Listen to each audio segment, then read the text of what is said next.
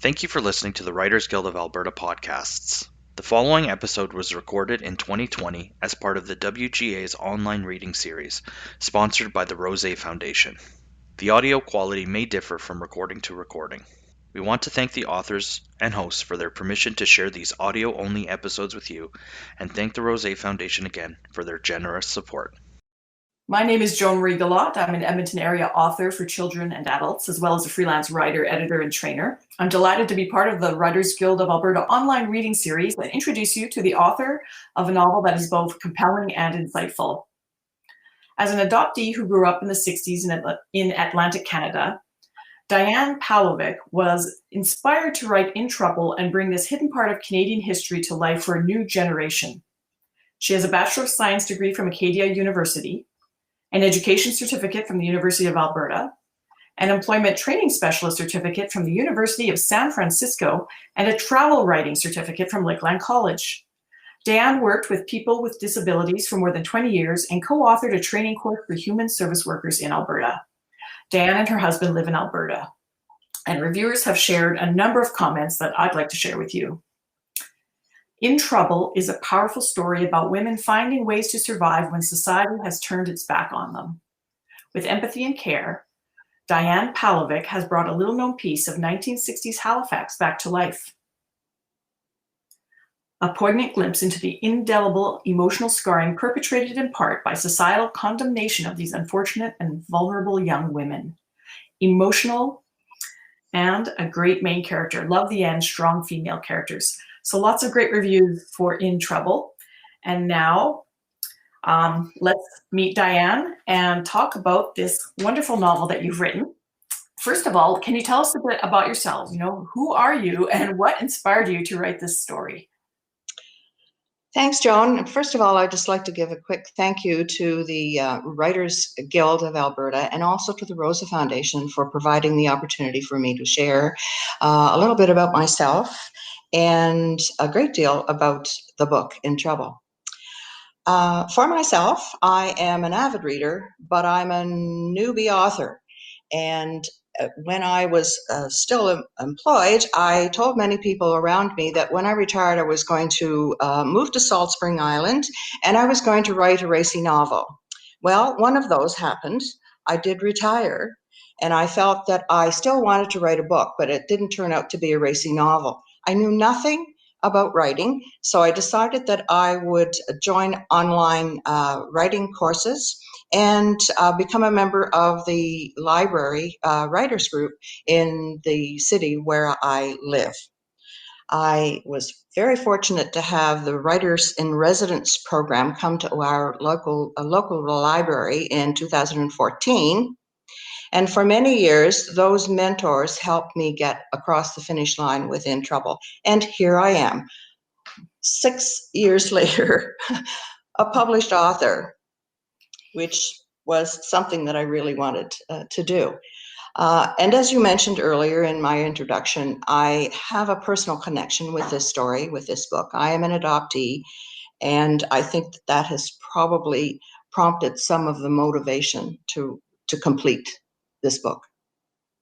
When there's a personal aspect like that, it's so compelling, and it makes the reading so much more interesting knowing that about you. So tell us, what is In Trouble about? Or I should say, why is the title In Trouble? Let's start with that. Well, In Trouble simply is the euphemism for women who were pregnant and unmarried. And that's the first idea I had for the title. And it stayed with me throughout the whole writing of the novel. And even the publisher at the time, last year, when I approached them, they thought that worked too. So it's stuck as In Trouble. And when you ask about the story, what is the story really about? It's about loss. It's about betrayal. It's about survival. It's based on facts, Canadian facts, and it has fictional created characters. The setting is in Halifax. The year is 1961, and Sarah Gardner, who is the main character, is being taken by her parents and hidden in an unwed mother's home in Halifax. There she has no name, she has no past, and she's expected to give up her baby for adoption. Then return home and forget that anything ever happened to her. But Sarah had another idea. She wanted to keep the baby, and that sets up the conflict that drives the story forward. So it's a battle of her wishes and the expectations of others. Why don't you read a bit for us now and let us meet this character of yours? Let's meet Sarah. Let's meet Sarah. This is the first chapter and the first couple of pages of chapter 1. Here we meet Sarah Gardner on her way to a home for unwed mothers. She's on the ferry from Prince Edward Island to New Brunswick. And here we go. It's January the 6th, 1961. You're in the Northumberland Strait. Sarah Gardner leaned against the ship's rail. She'd lost all hope and decided to jump. The future she longed for was gone forever, destroyed by those she trusted. I'll jump and I'll make them all feel guilty. Show all those perfect people with holier-than-thou attitudes. The north wind howled across the ship's deck and slapped Sarah's face across her mouth. Stinging spray from the frigid Atlantic gale peppered her face. She took off her glove, eased her hand into her pocket, and stroked the leather cover of her diary. It was the only part of Miles she could hold on to. She closed her eyes against the chilling dampness and summoned his face. Her index finger moved over the zipper, its tiny teeth rippling along the tip of her nail. The moment of pleasure was swept aside in an instant. Then, her back braced against the deck rail, she pounded the deck floor with her heel, pleading for pain to chase away the summer memories. Even now, he owned her heart. While Sarah fought the blustery weather and her demons, other ferry passengers enjoyed a warm journey and food inside the passenger lounge. Large windows offered watery views without the bitter cold. Sarah's parents sat side by side in silence, removed from the other passengers. There was nothing left to say. They simply needed to complete their commitment. Take Sarah to Rose Hill Home and leave her there. No one was convinced that family and friends bought their idea that their only child would be spending the time in Halifax taking an art course. It was true, Sarah was exceptionally talented, but leaving school partway through the year was a dead giveaway. But they had no choice. It was 1961, Sarah was 17, pregnant, and society expected her to be out of sight. Like many others over the years, she was going to a non-wed mother's home. This one was in Halifax. There, she would wait for her baby to be born, give it up for adoption, return home. Bad girl problem solved. For weeks, Sarah had pleaded with her mother not to take her away. She hated the calm, preachy phrases her mother used to defend the need for her to leave home. Sarah, you're in trouble. You can't stay here. It's best for you. In time, it will be easier and you'll forget everything. Sarah grasped the deck rail with both hands, took a deep breath and exhaled. She placed her left foot on the cross bracing, ready to swing herself up, over, and into oblivion. Okay, on 3. 1, 2. But the metal lounge door clanged shut. She turned. A tall, dark-haired young man in a navy pea coat strolled toward the railing. As he pulled up his collar, he looked straight at her. But she was in no mood for a conversation, and she looked away. Pretty snappy out here. You're experiencing the crossing at its worst. Stinging salt water and a fuel smell. Whew. Got a bet on with somebody inside to see how long you'll stay outside in this? Sarah lifted her head. No, just avoiding them. Ah, I might have chosen to stay in the bathroom instead. He received a snort in response. Going to Halifax for a day or two? No, going for a while. Not my idea. Parents think they know better. Oh yeah, I know what that means. My name's Andy, and yours is? Sarah. You live in the island? Yeah, she returned her gaze to the water. My office is in Halifax, and I travel all over the Maritimes. Just visit my mother on the island. It's great, except on cold days like this one. Been in Halifax before? Once. An art show with my parents. Oh, cool. Are you visiting friends? No. My parents think I need to grow up. Sarah wrapped her arms around the slight bulge in her midsection and met Andy's eyes head on. And so that's the introduction of Sarah on her way to the unwed mother's home. She's obviously very angry with her parents. She's angry with the world and frustrated about herself.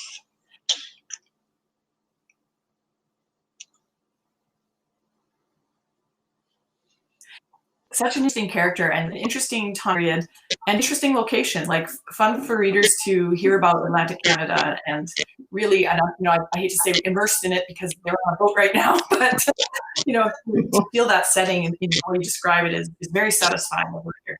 So I'm very familiar. What surprises, without giving away. Well, you're familiar with that setting, very familiar. Yeah, I'm very familiar with the Maritimes, so it's comforting to me to read the story, even though the story itself is quite disturbing. To answer your question about surprises, well, the title In Trouble denotes that it's going to be a lot of anger and frustration and sadness, and that's true. There's a boatload of that in the book. But in the unwed mother's home, I've created an eclectic collection of young women to live with Sarah. And when you get an eclectic collection of young women together, all kinds of events happen, antics, problems, personalities clash. And in some of those, you're going to find some irony and some hilarity. So there are bits of levity in the story. So that may be the surprise that's there. Having all the different girls in the home with her gave you a lot of opportunity to show different experiences or that young women had leading up to being in the home. And I found that very interesting. Yes. And it is. It's one of the things that struck some of the early readers, that they really disliked some of the people who were there with her, and others were quite lovely. Which is what you want. You want to get a reaction from your readers, and that I hate that part. So how this story is set in the 60s, but how does it connect with readers today? Well, why is In Trouble an important read? Yeah. Well, in the 1940s and the 50s and 60s and the 70s, society really expected unwed mothers to be hidden, to be out of sight, and to take the shame and the blame for the pregnancy that they had. So reading it in 2020 is a whole different world that the reader finds themselves in. And so I think it's a bit of a history lesson. I mean, it is historical fiction, and I think there is a bit of history for sure. But the other piece that I want to talk about with regard to that is I think that the characters are very relatable in this book, and they're relatable to multiple generations, which gives us an opportunity for people of different generations to communicate about this subject. And I have a little story that I would quickly like to be able to tell about my farmers market experience with one of the readers of the book. This past summer, I've attended the local farmers market a few evenings. One of the evenings that I attended, a young middle-aged woman actually came to my booth and said, "So tell me what this story is really all about." And I did, and she opened up to me that this was an issue that they had in their family in years past, and she would like to bring it into today and to talk about the issue with family members in 2020. So she said, "I'm going to read this book and see if it helps me."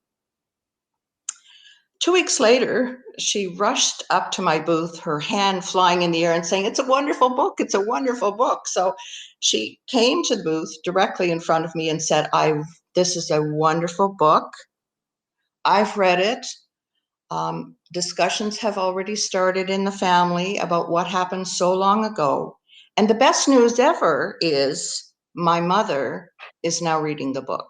And so I think this speaks to what the importance of this book is about in 2020. I think so too, and I think our emotions that people had in the 60s are not entirely different from the emotions we have today. The way that society responds is different. Society's, yes, you did. Yes, yeah, that's true. And with so many people exploring their DNA and finding some family secrets, this is the kind of book that offers perspective of why people made the decisions they made, or why they didn't actually get to make their own decisions, why they were put in positions where they felt they had no choices. So I think it definitely offers something for readers today. But you had to do a lot of research for this book. Can you tell me about the research? I rather at times fell in love with the research because it's pretty seductive.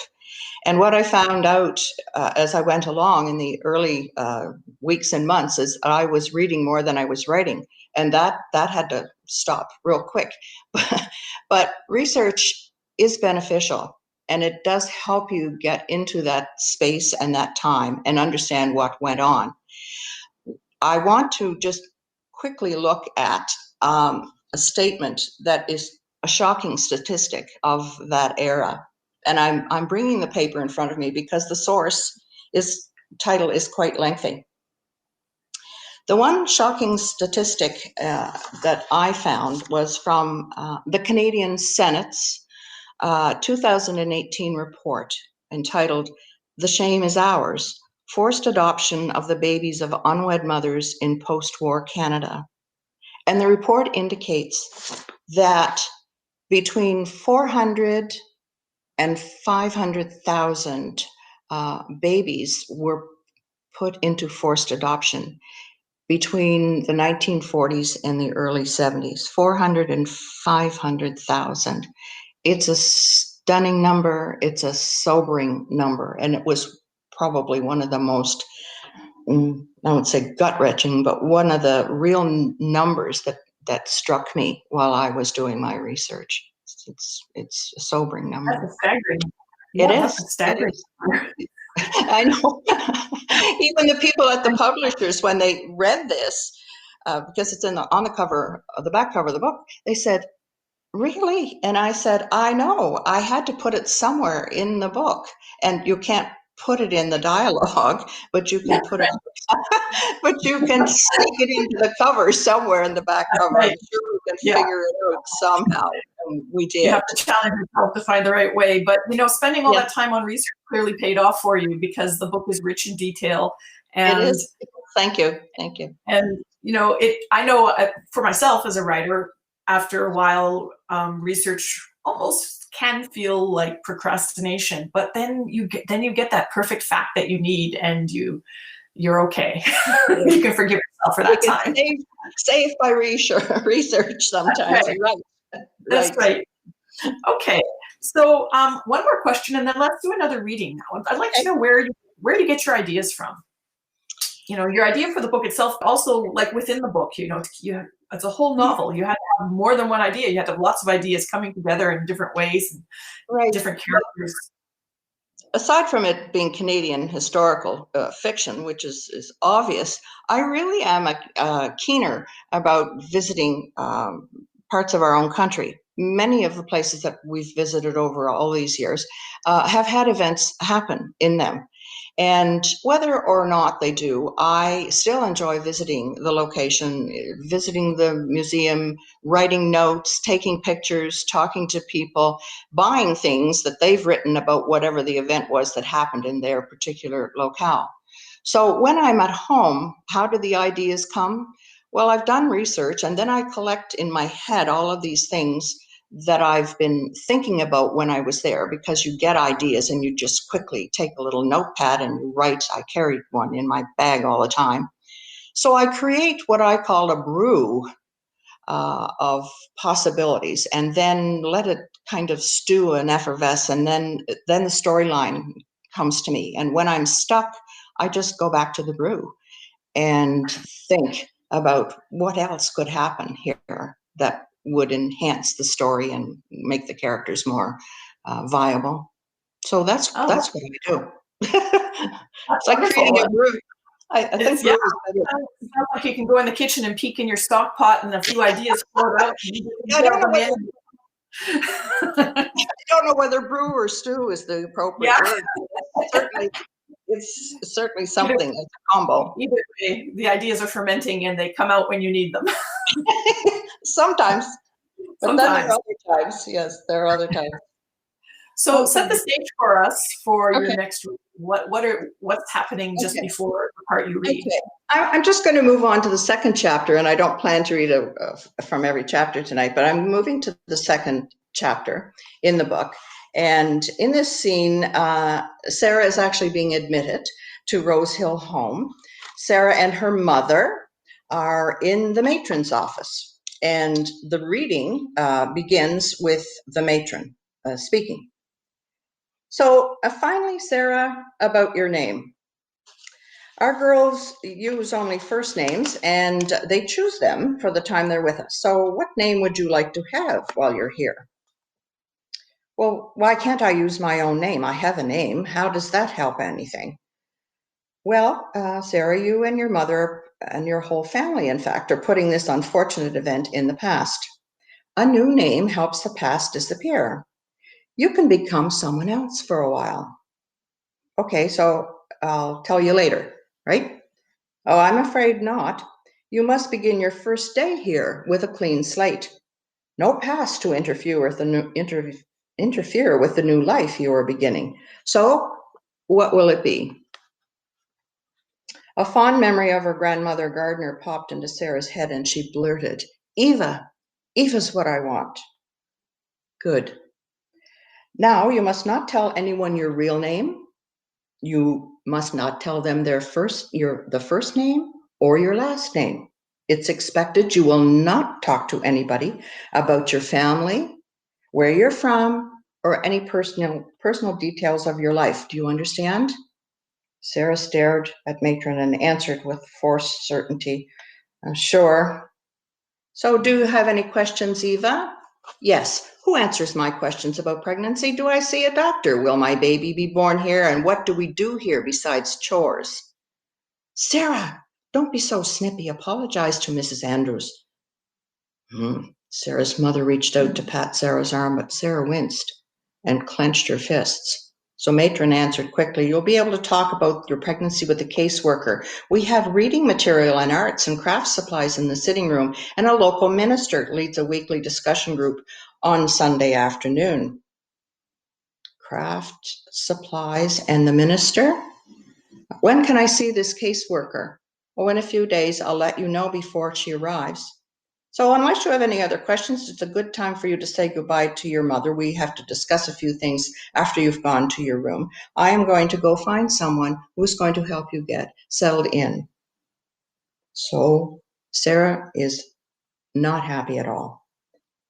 And she turns and walks toward the window. Sarah, I hope you use this time wisely. Think about your future after this is over. You can begin a new life.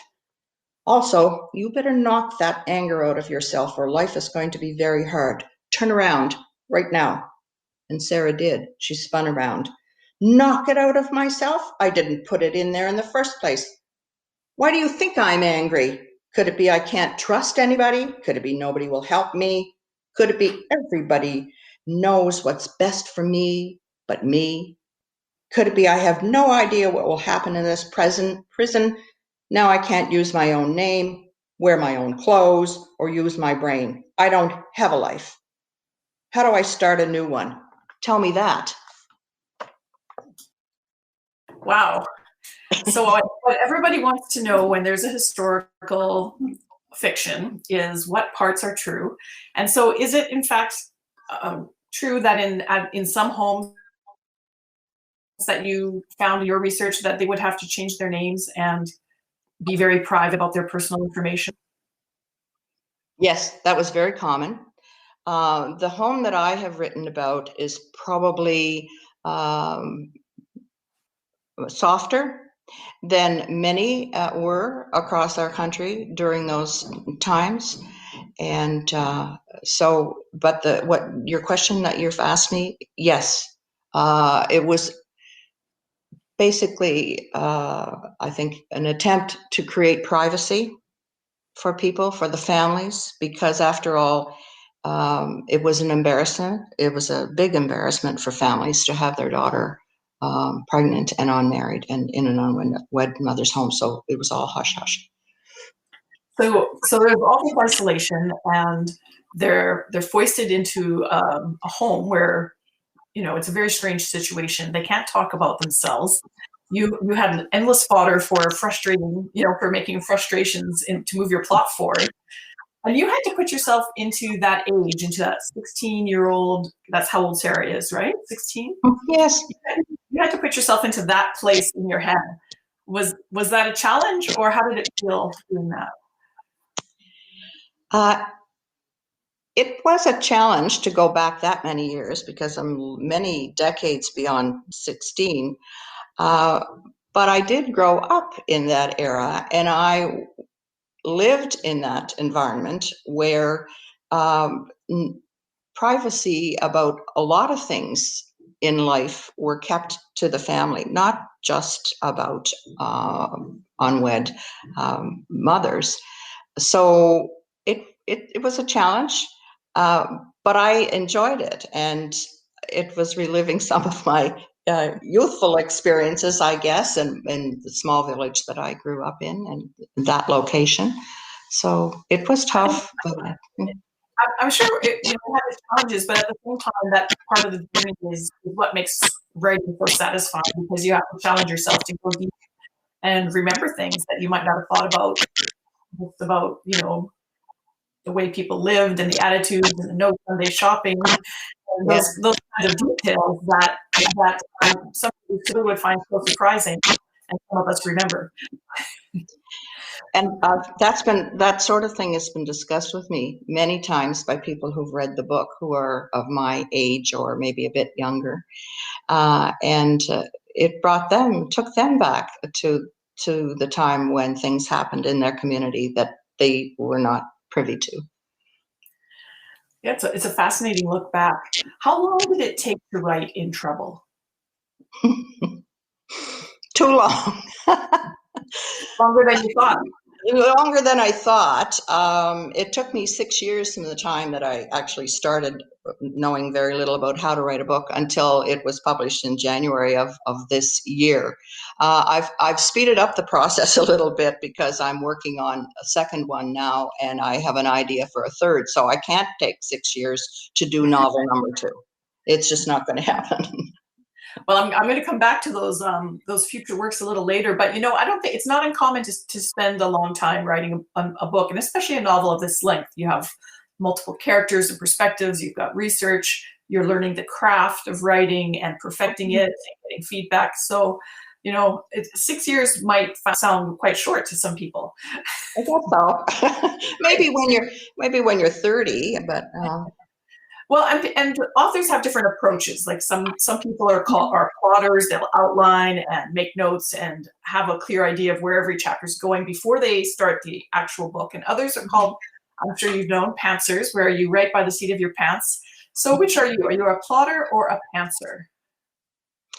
I start out as a plotter because I, out of the brew, create a storyline, story arc with what I hope is well-defined characters, and I'm usually going along quite nicely until one of the characters sometimes hijack a scene, and I'm sent off into Pantserland because I have to write something by the seat of my pants to work the story out into where it should be going and not take off in this bizarre tangent for too long.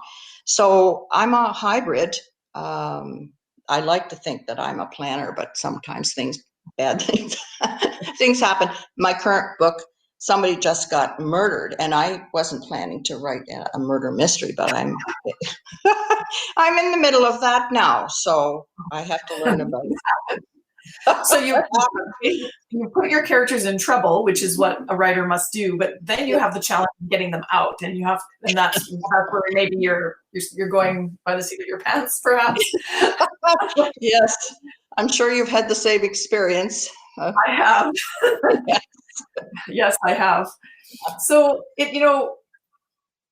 this is a full-length novel you've written, and that takes a lot of time. How did you commit to the time required to do this? You must have some secrets to share.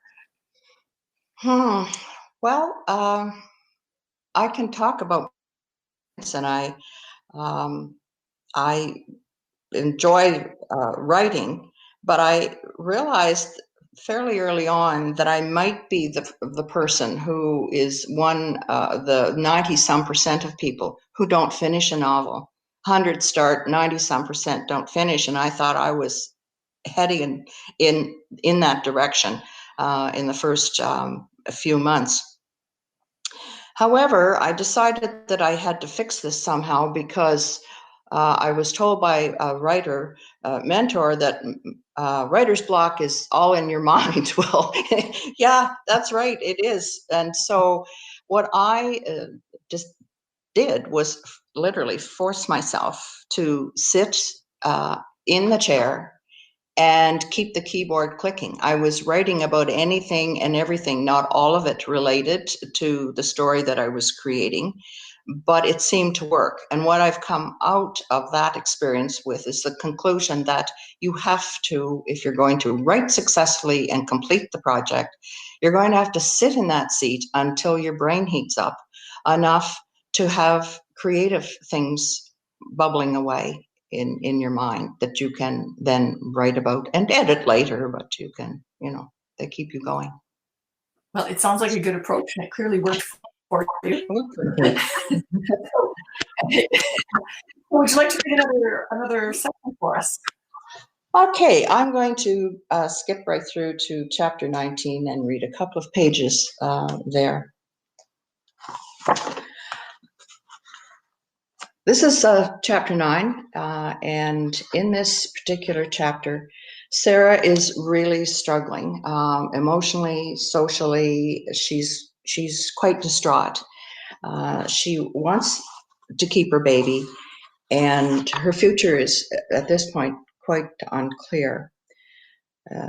What I am going to start reading is in a conversation between Sarah and her roommate, Amelia, who is a few years older and is a photographer. So we'll begin with Sarah, who has asked Amelia how she copes in the home, and here's Amelia's response.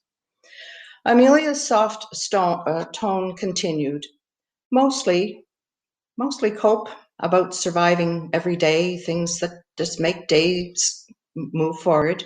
We all cope in our own way here, Some of us read, some of us eat a lot, some of us annoy others.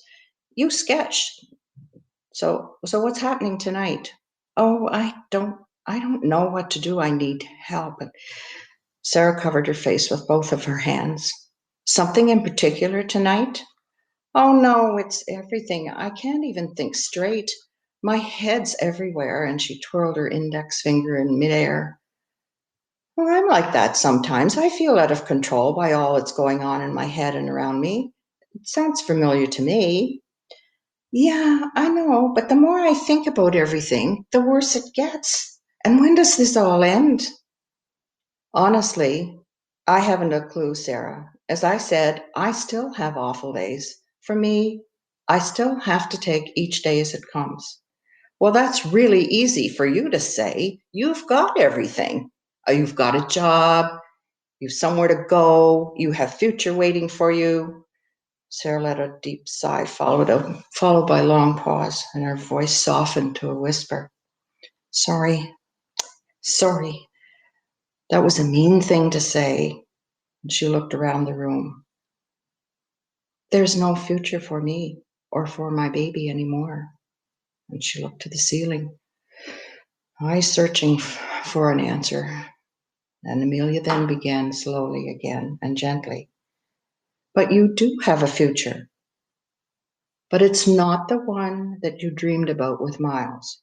It's going to be the one you bring to life, not the one that society dictates. Your art will give you strength to manage the difficult times, just as it has here. When your survival skills kick in, planning will begin. I know. I know, it sounds easy, but it's hard work every day. But how do I begin? Well, didn't you have dreams, ideas about your future before, Miles? Yes, some of them are probably really dumb. Maybe, but that doesn't matter at the moment. Could you start to think about one tonight? Right this minute? No. And Sarah wrapped her arms around her stomach. How can you stay so calm? You don't remember the basket case that was me who arrived last week? I have to work at it every day. I tell myself there'll be bad days and then I must move on. Can you tell me what happened to that angry man? Well, he died in a car crash. I'm relieved. My fear is over. But he left me with scars that can't be seen, and some will never fade away. And still, I have fears, and I have fears about my future. Fears? But the nutter's gone. You can leave here and go back to your life. A work life, yes. But my fears are people fears. Their questions, their looks, their assumptions. About what? Well, my co-workers think I'm visiting my family in England right now. Well, why is that a problem? Amelia thought about revealing more, but she chose to remain silent. Well, I'll have to make up lots of stories about people and places I didn't see.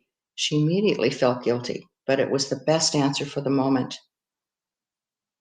Can I ask what you will do when you leave? Well, I'm a photographer, as you probably figured out days ago, and I understand my return to the outside world will be different than yours, but it will not be easy for either of us. Sarah managed a fleeting smile, but held back the question that she'd agonized over for so long. An unthinkable question she tried to hide from herself and dared not speak out loud. Once uttered, it would become real. The dreadful words would demand an answer.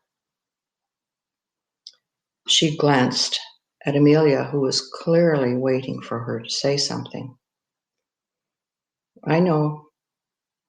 So then Amelia took Sarah's hand and says, You're upset and afraid. Talk to me. Sarah suddenly felt aching heaviness as a pain spread across her chest and she closed her eyes. Breathe, Sarah, breathe slowly. Breathe again. Good. Breathe again. Good. You okay? Yeah, I'm better. And then a whisper. What about my baby? She moved her hands in slow circles over her stomach. I love my baby. What's wrong with me loving and keeping my baby? A pause and a slow, deep breath. Why can't my parents love my baby? And she lifted her head. Am I a bad person? A very powerful choice for a reading. Young people counseling young people, in a sense, when some of the adults let them down, you might say. They're living it together and they only have each other there. So sometimes having a roommate is a good thing. It sure is. I wanted their own room, but they, this turned out to be okay in that way.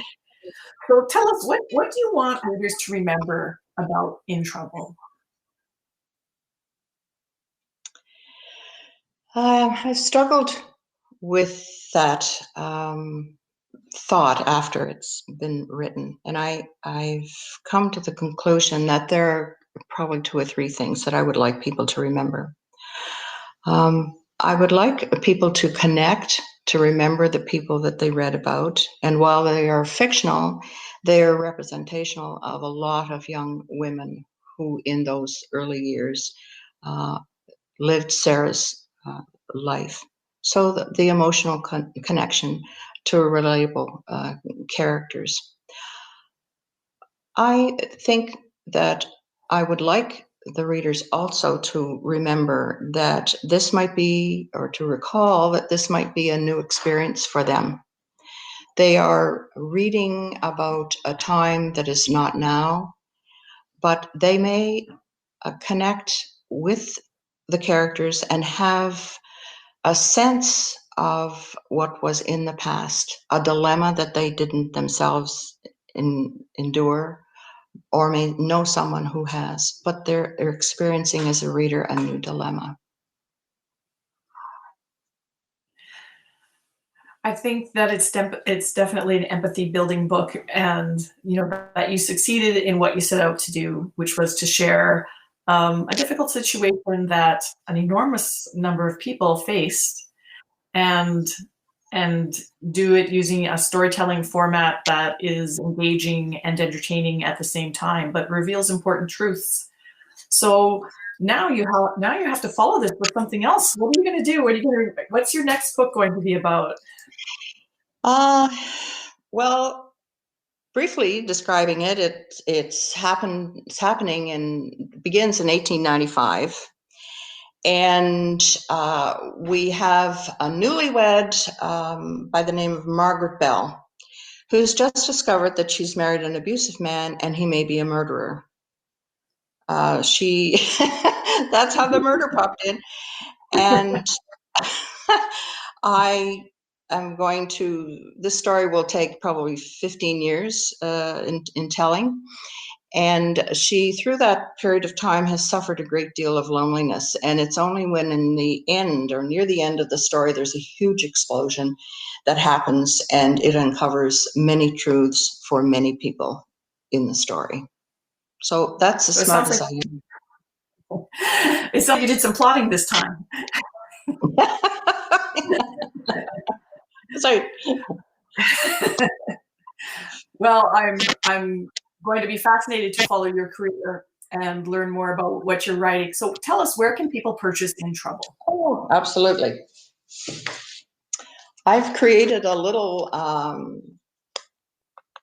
bit of information that people can hopefully read on the screen. A little bit closer would be great. Pardon? A little bit closer would be good. Like you can fill your screen. We can see now the Facebook link there. Okay. So it's available. Yeah, it's available in soft cover at Amazon, ebooks, Kobo, Kindle, and iBook and Apple. I would also like to make a plug for local bookstores, people's local bookstores, to shop local. The book can be ordered at your local bookstore and they will bring it in for you. So if Amazon is not a choice for you and you'd rather shop locally at your local bookstore, then you can certainly do that too. And if people want to follow me, on Facebook, Dianne Palovcik, author. Well, that's wonderful. Well, thank you so much for answering all these questions and sharing your work with us and the wonderful readings that were so engaging to hear. I think that you're definitely an author to follow, and I hope that you continue to write, and each project will, take different lengths of time, but it's so satisfying to see that book come together and have the opportunity to hear the words from the author's mouth, to hear you read the story yourself. It's powerful. So you've definitely got the gift for words. Thank you very much, John. Appreciate it.